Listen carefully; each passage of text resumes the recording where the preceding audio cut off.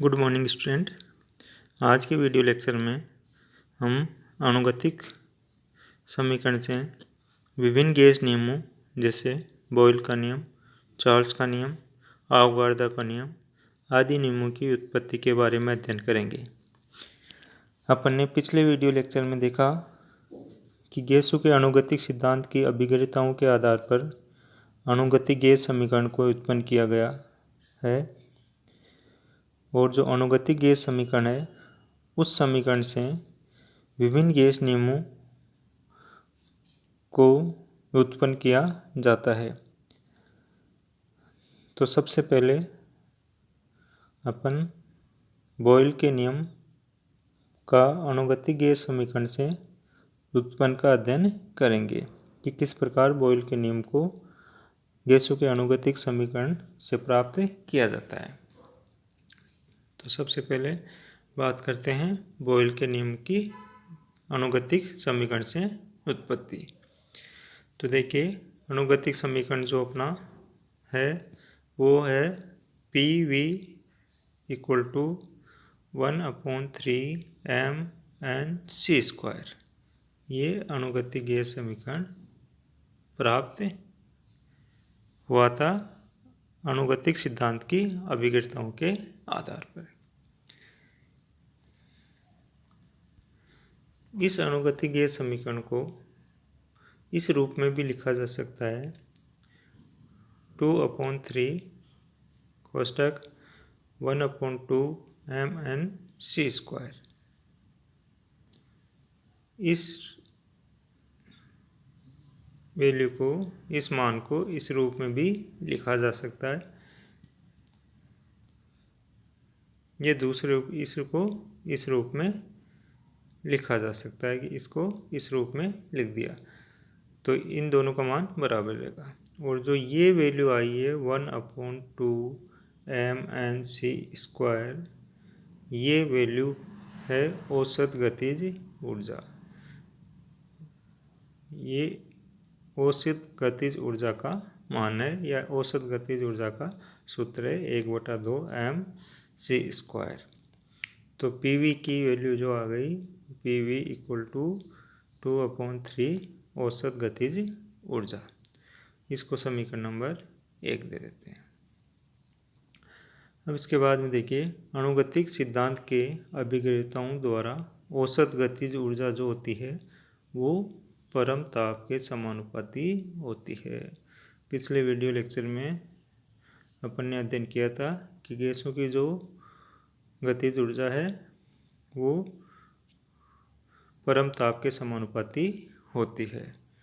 तो औसत गतिज ऊर्जा जो है वो परम ताप के समानुपाती होती है और औसत गतिज ऊर्जा अपनी है औसत गतिज ऊर्जा वो है 1/2 mN/c² समानुपाती ताप T। समानुपाती के निशान को बराबर के निशान में कन्वर्ट करते हैं और एक स्थिरांक रख देते हैं। तो ये जो मान है वो अपने को प्राप्त होता है 1/2 mN/c² इक्वल टू KT। यहाँ समानुपाती के निशान को बराबर के निशान में कन्वर्ट किया है और एक नया स्थिरांक आया K। तो अपने पास एक नया समीकरण प्राप्त हो रहा है, समीकरण number 2 1/2 mN/c² equal to KT। इसको समीकरण नंबर 2 दे दिया। अब समीकरण नंबर 1 ये वाला और समीकरण नंबर 2, इससे समीकरण नंबर 1 व समीकरण नंबर 2 से।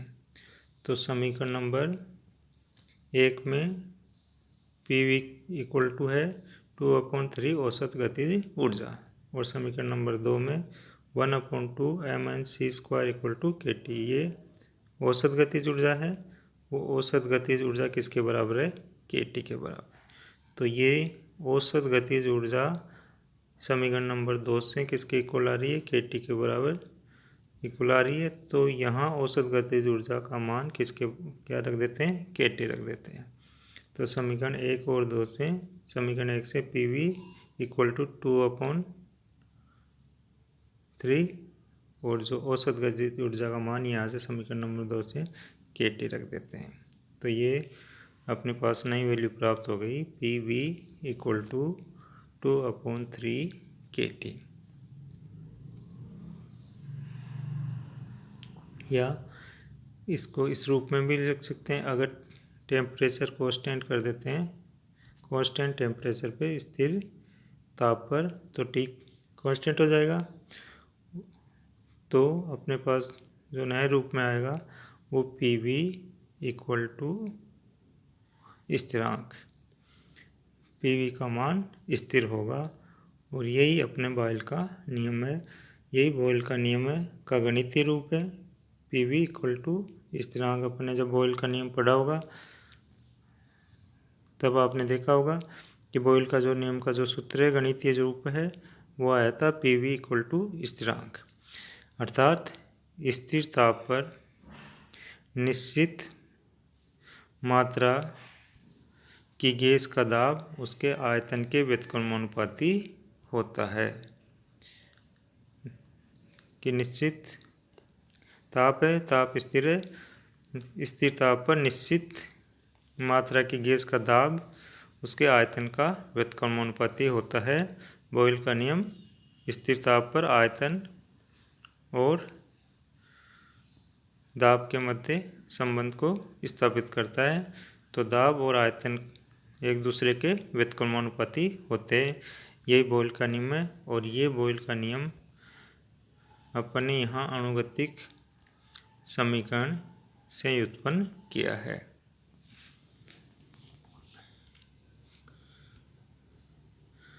दूसरे नियम की बात करते हैं। दूसरा गैस का नियम है अपना चार्ल्स का नियम या गेलुसॉफ का नियम।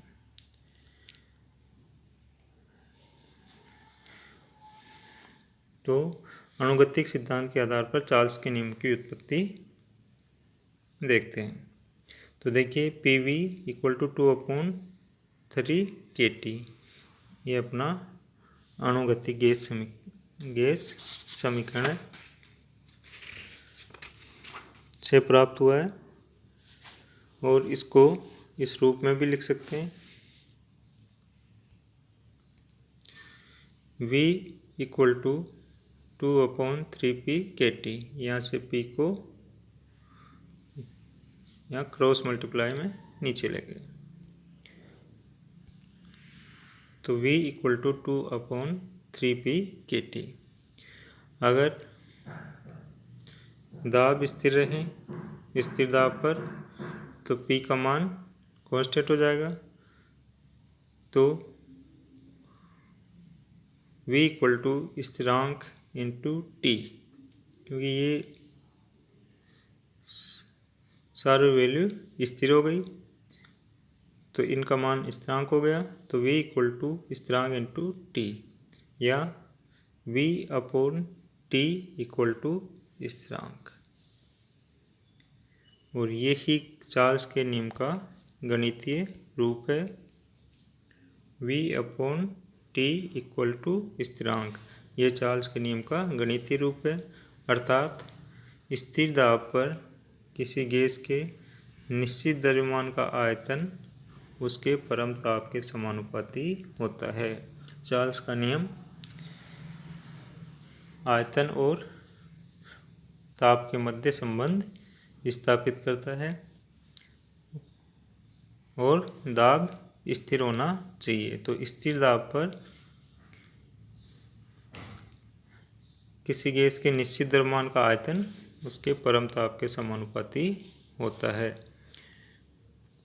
V समानुपाती T, और P क्या होना चाहिए, कांस्टेंट होना चाहिए स्थिर दाब पर। तो इस प्रकार अणुगतिक गैस समीकरण से चार्ल्स के नियम की उत्पत्ति भी की जा सकती है।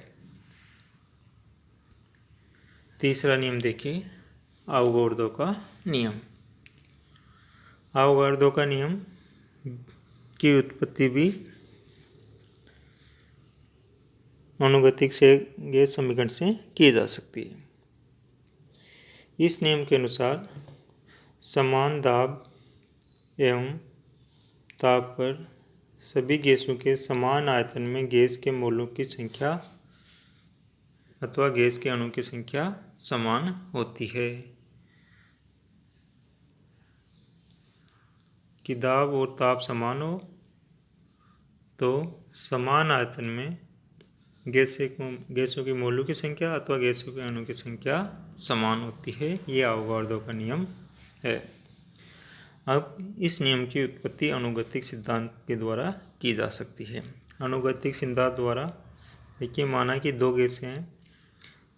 गैसें जिनका ताप, आयतन तथा दाब समान दिशाओं में है। तीनों चीज़ें दो गैसों के लिए समान है, ताप समान है, आयतन समान है और दाब समान है। इनके अणुओं की संख्या क्रमशः N1 और N2 है। दो गैसें हैं, इसमें एक के अणु की संख्या N1 है, दूसरे के अणु की संख्या N2 है और उनका द्रव्यमान M1 व M2 है। यदि C1 तथा C2 गैस अणु की वर्ग माध्य मूल वेग हो तो अनुगतिक गैस समीकरण से दोनों गैसों के लिए अनुगतिक से हम लिखेंगे। तो पहले गैस के लिए PV = 1/3 M1 N1 C1 square, ये पहली गैस के लिए अनुगतिक गैस समीकरण। दूसरी गैस के लिए PV = 1/3 M2 N2 C2 square, ये दूसरी गैस के लिए अनुगतिक गैस समीकरण लिखा गया है।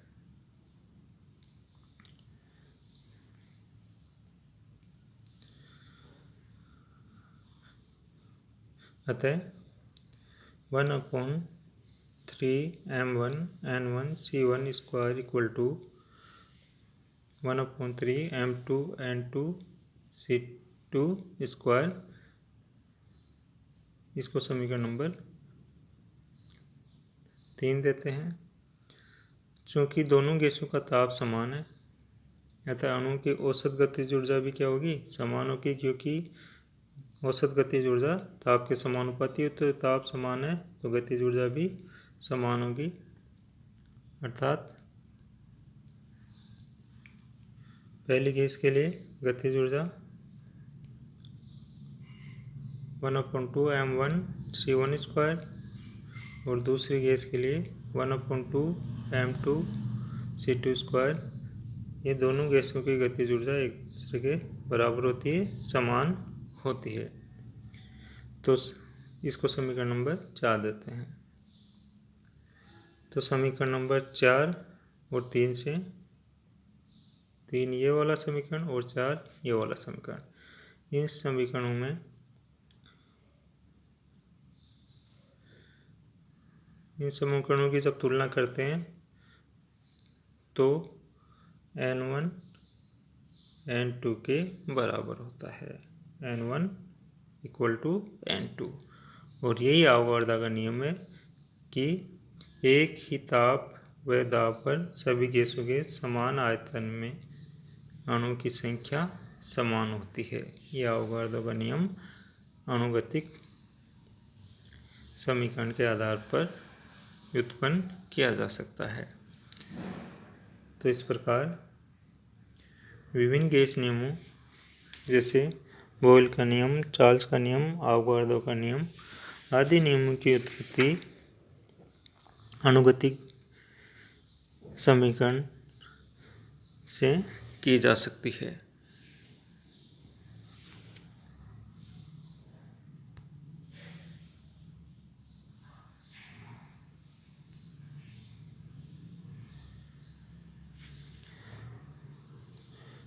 तो इस प्रकार गैसों का अनुगतिक सिद्धांत की मुख्य विशेषताओं के आधार पर गैसों के अनुगतिक समीकरण उत्पन्न किया गया और गैसों के अनुगतिक समीकरण से विभिन्न गैस नियम की उत्पत्ति की जा सकती है।